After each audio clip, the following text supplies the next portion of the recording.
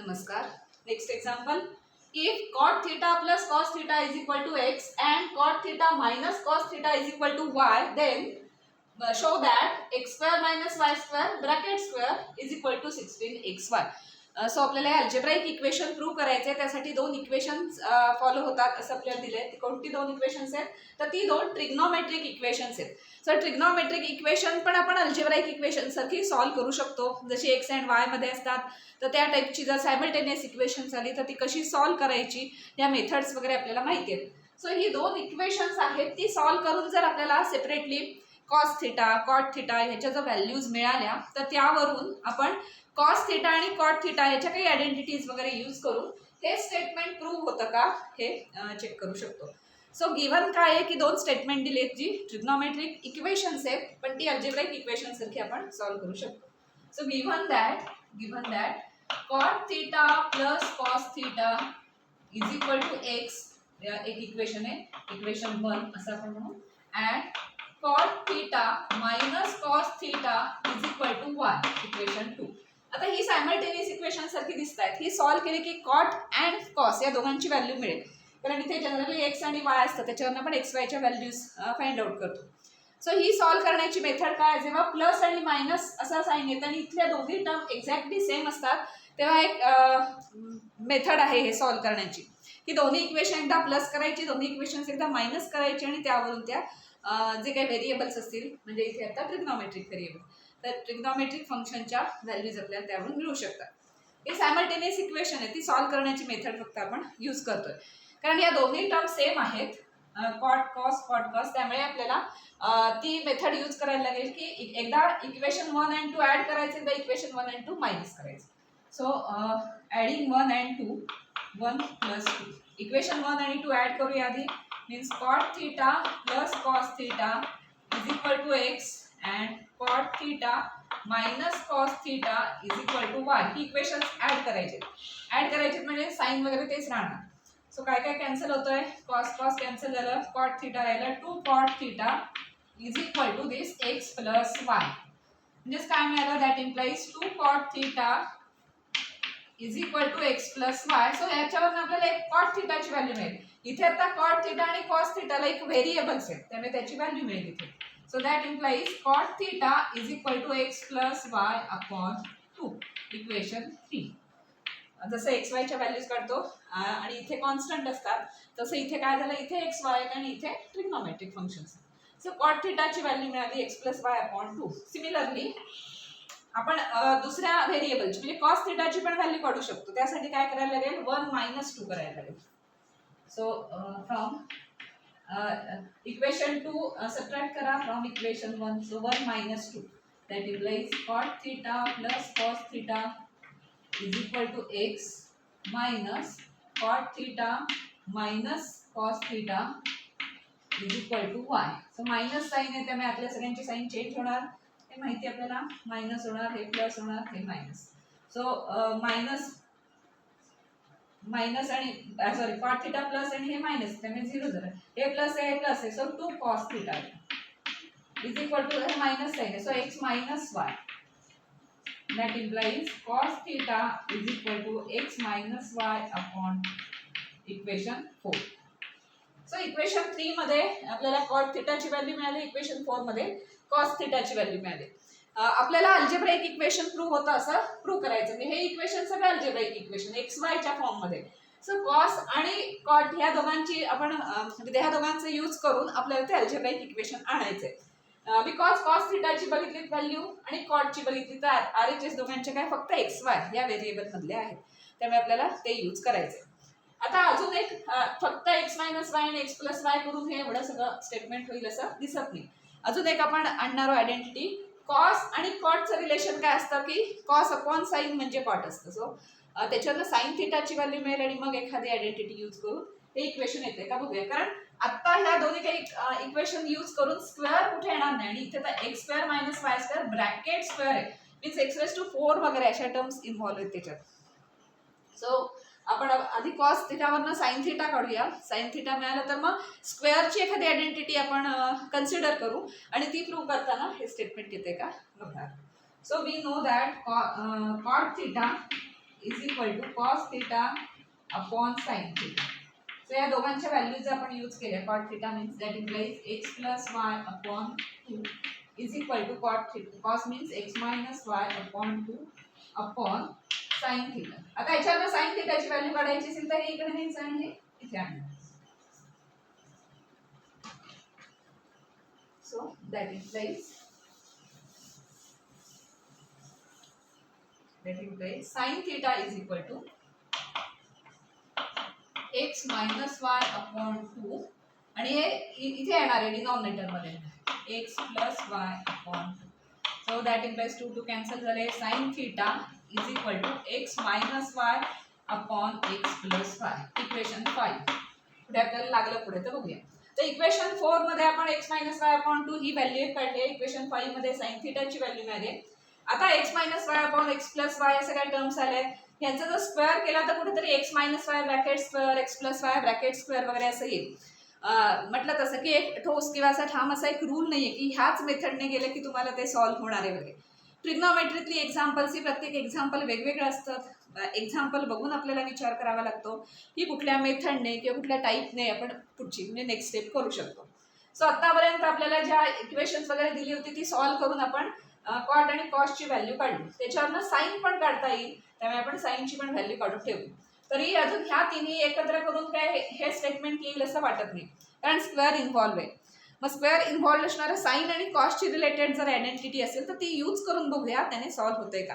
ती नाही त्यांनी नाही झाली तर अर्थातच दुसरं काहीतरी यूज करावं लागतं. सो सर ट्रायल अँड एररने आपल्याला ते सॉल्व्ह करावं लागतं. सो साईनची मिळाली व्हॅल्यू, कॉस्टची मिळाली व्हॅल्यू. आता आपण असं कन्सिडर करूया. We know that cos square theta is equal to 1 minus sine square theta. म्हणजे कुठेतरी ह्या सगळ्या टर्म्सना स्क्वेअर येईल म्हणून आपण कन्सिडर केली. cos square theta is equal to 1 minus sine square theta ही आयडेंटिटी आहे.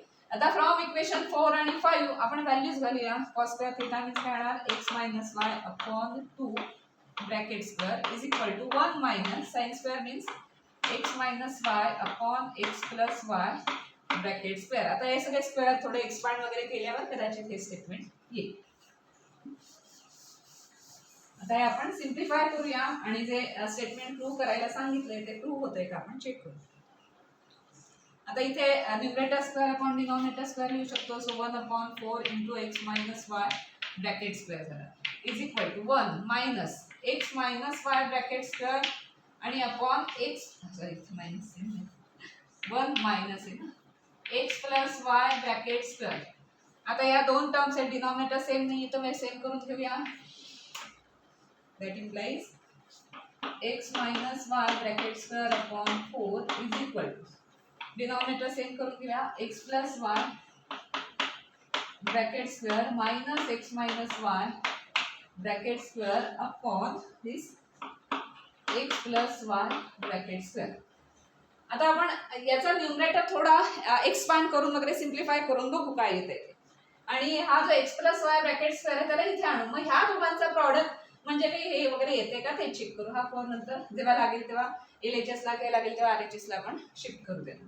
So that implies x minus Y bracket square आणि ही टर्म इथे आणली की x plus Y bracket square upon 4 is equal to. आता हे सगळं थोडं एक्सपांड करून बघूया 16xy वगैरे येते का, म्हणजे आपली एक बाजू तरी येईल. X square plus 2xy plus Y square हा एक्सपांड झाला. आता याचा मायनस साईन आहे त्यामुळे आपल्याची साईन सगळी चेंज होणार. So minus x square minus 2xy येते प्लस 2xy. आता याचं एक्सपान्शन माहिती आहे x square minus 2xy plus Y square, पण मायनस साईन बाहेर त्यामुळे आपली साईन चेंज होत आहे मायनस वाय स्क्वेअर.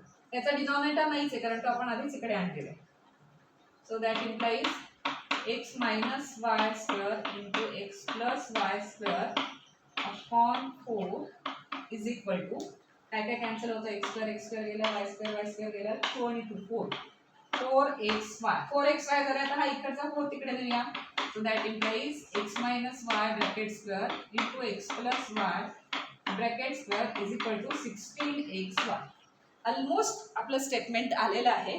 RHS तर दिसायला लागली 16xy बट LHS थोडी डिफरंट आहे. मग LHS ही जी LHS आहे आणि ही जी टर्म दिली त्या दोन्ही सेम आहेत का हे एकदा जर आपण खात्री करून घेतली तर त्याच्या इथेही रिप्लेस करता येईल. सो इक्वेशन नंबर किती, ह्या इक्वेशनला 5 म्हटलं होतं. सो इक्वेशन नंबर 6, हे इक्वेशन नंबर 6 आपण असंच इथे ठेवून देऊया, कारण इथली जी LHS आलेली आहे ती आपल्याला जशी हवी तशी नाहीये.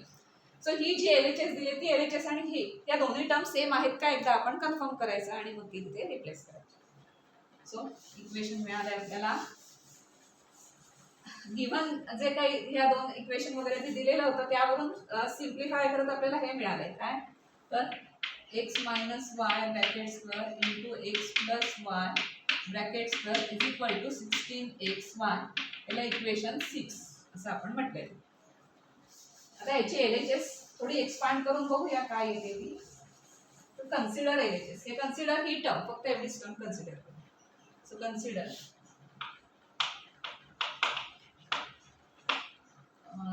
x minus Y bracket square into x plus Y bracket square.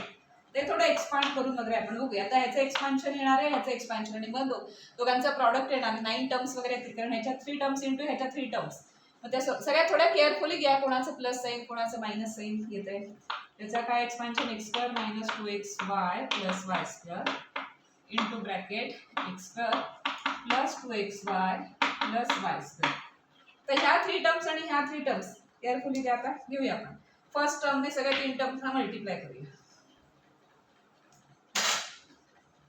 काय येणार ते, पहिल्यांदा एक्स स्क्वेअर याला मल्टिप्लाय करायचं, which is equal to x square into x square x raise to 4, x square into 2xy plus देणार ते 2 हा x आहे आणि हा x square, so x cube y 2x cube y. आता x स्क्वेअर ने y स्क्वेअरला करूया, सो x स्क्वेअर y स्क्वेअर आला. सो फर्स्ट टर्मने सगळ्या टर्म्सना मल्टिप्लाय केलं, 3 टर्म्स आल्या, एकूण 9 टर्म्स येणार आहेत. प्लस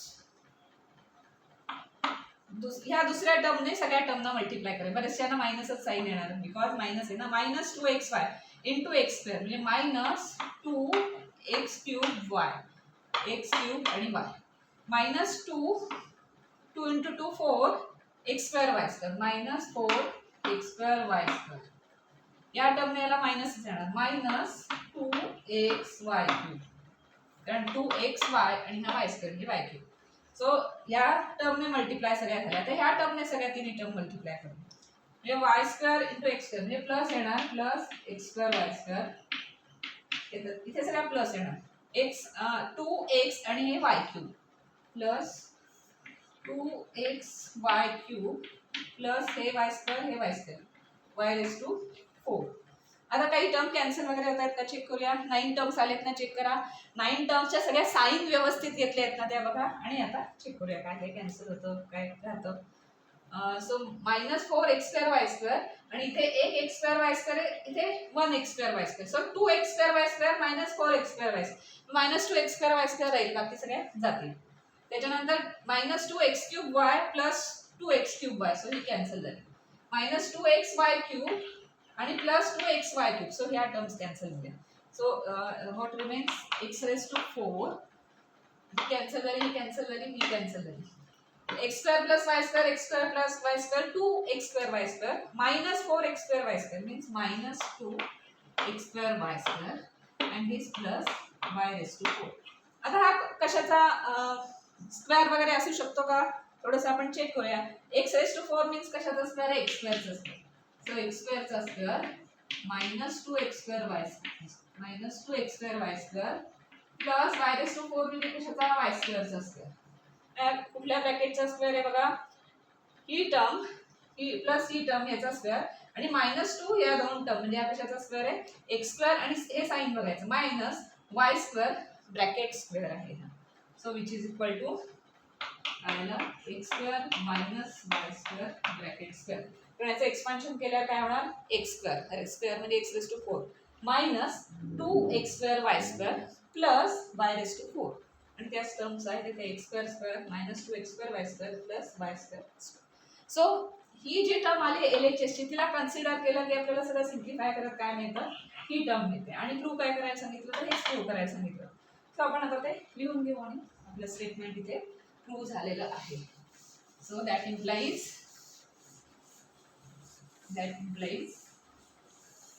हे आपण प्रूव्ह केलं की ही टर्म म्हणजे ही टर्म असणार.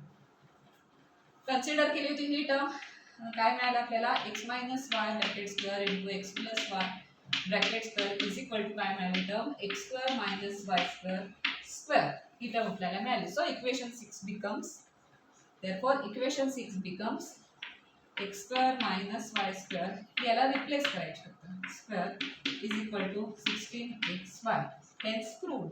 कारण हेच स्टेटमेंट आपल्याला इथे प्रूव्ह करायचं होतं.